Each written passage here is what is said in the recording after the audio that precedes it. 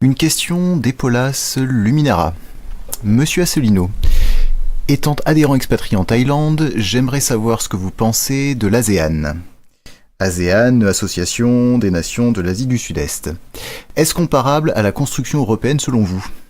Alors je dirais oui et non. Oui, parce que c'est apparu dans les années 50, l'ASEAN comme le marché commun, comme les tentatives après qu'il y a eu du Mercosur, d'ALENA, etc. Donc on peut vaguement trouver un rapprochement.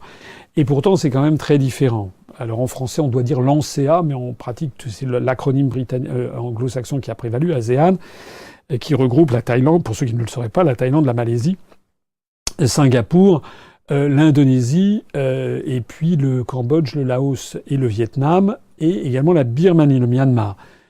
Donc il y a eu des pays qui se sont agglutinés à cette chose.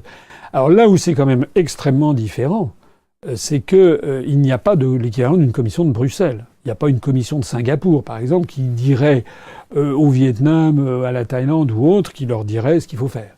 Il n'y a pas une vocation à transformer ça en États-Unis d'Asie du Sud-Est. Je ne dis pas que, peut-être que dans les années 50, les Américains qui étaient à la manœuvre là aussi, puisque à l'origine de l'ASEAN, c'était un truc très anticommuniste. C'est pour ça d'ailleurs que le Vietnam communiste a rallié, a adhéré à l'ASEAN tardivement.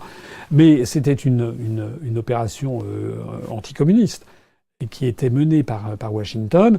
Donc, à l'origine, il y avait peut-être un peu les mêmes idées, mais ça n'a pas du tout évolué de la même façon. Les pays d'Asie du Sud-Est sont extrêmement jaloux, mais alors très très très jaloux de leur identité et de leur indépendance nationale. Ils ont une identité très très forte. Ils ont d'ailleurs des langues, des écritures des religions qui sont totalement différentes. La Thaïlande, où cet internaute semble vivre, donc utilise une écriture, utilise le pali, etc., et majoritairement bouddhiste, même si le Sud est musulman, alors que cet internaute sait très bien que au Vietnam, on a une autre écriture qui a été introduite par les jésuites, Alexandre de Rhodes, je crois, qui a créé l'écriture vietnamienne, que c'est un pays communiste. On sait très bien que la Malaisie est un pays très très majoritairement musulman, mais avec une forte minorité chinoise de l'ordre de 40% de la population. Que Singapour, alors ça c'est la success story de Lee Kuan Yew, avec 75% de Chinois de la diaspora qui dirigent cette cité-État qui a un niveau de vie supérieur à la France et un taux de croissance qui est de l'ordre de 7 à 8% par an. L'Indonésie qui est le plus grand pays musulman de la planète. Donc tous ces pays sont extrêmement différents les uns des autres.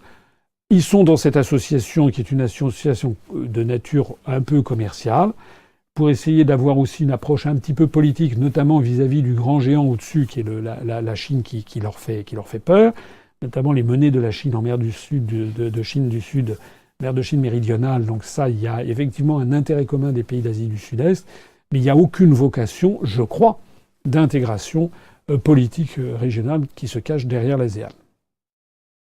Il n'y a pas non plus d'ailleurs de parlement. Il n'y a pas de parlement je sais pas moi, il y a le Brunei aussi, j'ai dû oublier de citer le sultanat de Brunei Darussalam dans les pays de l'ASEAN. Voilà, il n'y a pas un parlement, une cour de justice de l'Union de l'ASEAN à Bandar Seri Begawan, qui est la capitale du sultanat de Brunei, et il n'y a pas un parlement à Vientiane ou à Jakarta dans l'ASEAN.